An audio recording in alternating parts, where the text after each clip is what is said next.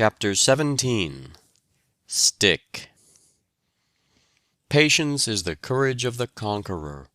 It is the virtue par excellence of man against destiny, of the one against the world, and of the soul against matter. Therefore, this is the courage of the gospel, and its importance, in a social view, its importance to races and institutions, cannot be too earnestly inculcated. Bulwer. Perpetual pushing and assurance put a difficulty out of countenance, and make a seeming impossibility give way. Jeremy Collier. To bear is to conquer fate. Campbell. The nerve that never relaxes, the eye that never blenches, the thought that never wanders, these are the masters of victory. Burke. Let us then be up and doing, with a heart for any fate, still achieving, still pursuing, learn to labor and to wait. Longfellow. How long did it take you to learn to play? Asked a young man of Gerardini. 12 hours a day for 20 years, replied the great violinist. Layman Beecher's father, when asked how long it took him to write his celebrated sermon on the government of God, replied, about 40 years. If you will study a year, I will teach you to sing well, said an Italian music teacher to a pupil who wished to know what can be hoped for with study. If 2 years, you may excel. If you will practice the scale constantly for 3 years, I will make you the best tenor in Italy. If for 4 years, you may have the world at your feet. Perceiving that Caffarelli had a fine tenor voice and unusual talent, a teacher offered to give him a thorough musical education free of charge, provided the pupil would promise never to complain of the course of instruction given. The first year the master gave nothing but the scales, compelling the youth to practice them over and over again. The second year it was the same, the third, and the fourth, the conditions of the bargain being the only reply to any question in relation to a change from such monotonous drill. The fifth year the teacher introduced chromatics and thorough bass, and at its close, when Caffarelli looked for something more brilliant and interesting, the master said, "Go, my son, I can teach you nothing more. You are the first singer of Italy and of the world." The mastery of scales and diatonics gave him power to sing anything. "Keep at the helm," said President Porter. "Steer your own ship, and remember that the great art of commanding is to take a fair share of the work. Strike out, assume your own position. Put potatoes in a cart over a rough road, and the small ones go to the bottom." "Never depend upon your genius," said John Ruskin in the words of Joshua Reynolds. "If you have talent, industry will improve it. If you have none, industry will supply the deficiency." "The only merit to which I lay claim," said Hugh Miller, "is that of patient research. A merit in which whoever wills may rival or surpass me. And this humble faculty of patience, when rightly developed, may lead to more extraordinary development of ideas than even genius itself." Titian, the greatest master of color the world has seen, used to say, "White, red, and black, these are all the colors that a painter needs, but he must know how to use them." It took 50 years of constant hard practice to bring him to his full mastery. "How much grows everywhere if we do but wait!" exclaims Carlyle. "Not a difficulty but can transfigure itself into a triumph. Not even a deformity, but if our own soul have imprinted worth on it, will grow dear to us. Persistency is characteristic of all men who have accomplished anything great. They may lack in some other particular, have many weaknesses or eccentricities, but the quality of persistence is never absent in a successful man. No matter what opposition he meets, or what discouragements overtake him, he is always persistent. Drudgery cannot disgust him, obstacles cannot discourage him, labor cannot weary him. He will persist, no matter what comes or what goes. It is a part of his nature. He could almost as easily stop breathing. It is not so much brilliancy of intellect or fertility of resource as persistency of effort, constancy of purpose, that makes a great man. Persistency always gives confidence. Everybody believes in the man who persists. He may meet misfortunes, sorrows, and reverses, but everybody believes that he will ultimately triumph, because they know there is no keeping him down. Does he keep at it? Is he persistent? Is the question which the world asks of a man. Even the man with small ability will often succeed if he has the quality of persistence, where a genius without persistence would fail. How hard I worked at that tremendous shorthand, and all improvement appertaining to it, said Dickens. I will only add to what I have already written of my perseverance at this time of my life, and of a patient and continuous energy which then began to be matured within me, and which I know to be the strong point of my character, if it have any strength at all, that there, on looking back, I find the source of my success. I am sorry to say that I don't think this is in your line, said Woodfall the reporter, after Sheridan had made his first speech in Parliament. You had better have stuck to your former pursuits.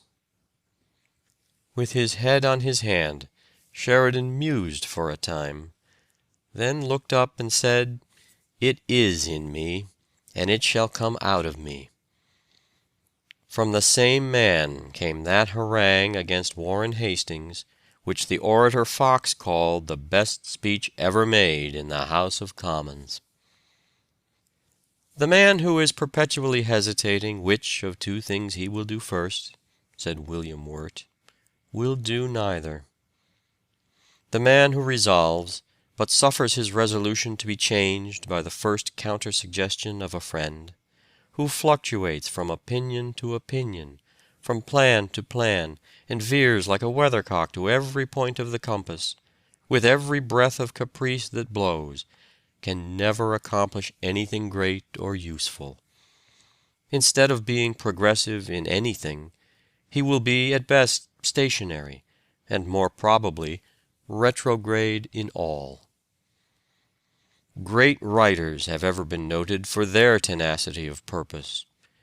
Their works have not been flung off from minds aglow with genius, but have been elaborated and elaborated into grace and beauty, until every trace of their efforts has been obliterated.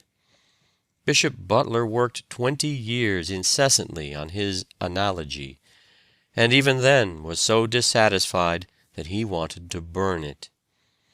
Rousseau says he obtained the ease and grace of his style only by ceaseless inquietude, by endless botches and erasures. Virgil worked 11 years on the Aeneid. The notebooks of great men like Hawthorne and Emerson are telltales of enormous drudgery, of the years put into a book which may be read in an hour. Montesquieu was 25 years writing his Esprit de Loi, yet you can read it in 60 minutes. Adam Smith spent 10 years on his Wealth of Nations. A rival playwright once laughed at Euripides for spending 3 days on 3 lines, when he had written 500 lines. But your 500 lines in 3 days will be dead and forgotten, while my 3 lines will live forever," replied Euripides. Sir Fowell Buxton thought he could do as well as others if he devoted twice as much time and labor as they did.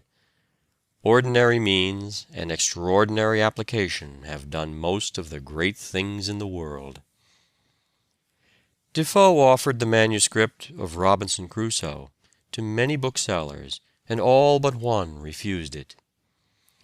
Addison's first play, Rosamond, was hissed off the stage, but the editor of the Spectator and Tatler was made of stern stuff, and was determined that the world should listen to him, and it did. David Livingstone said, "Those who have never carried a book through the press can form no idea of the amount of toil it involves. The process has increased my respect for authors 1,000-fold. I think I would rather cross the African continent again than undertake to write another book." "For the statistics of the Negro population of South America alone," says Robert Dale Owen, "I examined more than 150 volumes." Another author tells us that he wrote paragraphs and whole pages of his book as many as 50 times. It is said of one of Longfellow's poems that it was written in 4 weeks, but that he spent 6 months in correcting and cutting it down. Bulwer declared that he had written some of his briefer productions as many as 8 or 9 times before their publication. One of Tennyson's pieces was rewritten 50 times. John Owen was 20 years on his commentary on the Epistle to the Hebrews, Gibbon on his Decline and Fall 20 years, and Adam Clarke on his commentary 26 years. Carlyle spent 15 years on his Frederick the Great. A great deal of time is consumed in reading before some books are prepared. George Eliot read 1,000 books before she wrote Daniel Deronda. Alison read 2,000 before he completed his history. It is said of another that he read 20,000 and wrote only 2 books. Virgil spent several years on the Georgics, which could be printed in 2 columns of an ordinary newspaper. "Generally speaking," said Sidney Smith, "the life of all truly great men has been a life of intense and incessant labor. They have commonly passed the first half of life in the gross darkness of indigent humility, overlooked, mistaken, condemned by weaker men, thinking while others slept, reading while others rioted, feeling something within them that told them that they should not always be kept down among the dregs of the world. And then, when their time has come, and some little accident has given them their first occasion, they have burst out into the light and glory of public life, rich with the spoils of time, and mighty in all the labors and struggles of the mind." Malibran said, "If I neglect my practice a day, I see the difference in my execution. If for 2 days, my friends see it. And if for a week, all the world knows my failure." Constant, persistent struggle she found to be the price of her marvelous power. "If I am building a mountain," said Confucius, "and stop before the last basketful of earth is placed on the summit, I have failed." "Young gentlemen," said Francis Wayland, "remember that nothing can stand day's work." America will never produce any great art until our resources are developed and we get more time. As a people we have not yet learned the art of patience. We do not know how to wait. Think of an American artist spending 7, 8, 10, and even 12 years on a single painting, as did Titian, Michelangelo, and many of the other old masters. Think of an American sculptor spending years and years upon a single masterpiece, as did the Greeks and Romans. We have not yet learned the secret of working and waiting. "The single element in all the progressive movements of my pencil," said the great David Wilkie, "was persevering industry." The kind of ability which most men rank highest is that which enables its possessor to do what he undertakes, and attain the object of his ambition or desire. The reader of a newspaper does not see the first insertion of an ordinary advertisement, says a French writer. The second insertion he sees but does not read. The third insertion he reads. The fourth insertion he looks at the price. The fifth insertion he speaks of it to his wife. The sixth insertion he is ready to purchase, and the seventh insertion he purchases. The large fees which make us envy the great lawyer or doctor are not remuneration for the few minutes' labor of giving advice, but for the mental stores gathered during the precious spare moments of many a year while others were sleeping or enjoying holidays. A client will frequently object to paying $50 for an opinion written in 5 minutes. But such an opinion could be written only by one who has read 100 law books. If the lawyer had not previously read those books, but should keep a client waiting until he could read them with care, there would be fewer complaints that fees of this kind are not earned. We are told that perseverance built the pyramids on Egypt's plains, erected the gorgeous temple at Jerusalem, enclosed in adamant the Chinese Empire, scaled the stormy cloud-capped Alps, opened a highway through the watery wilderness of the Atlantic, leveled the forests of the New World, and reared in its stead a community of states and nations.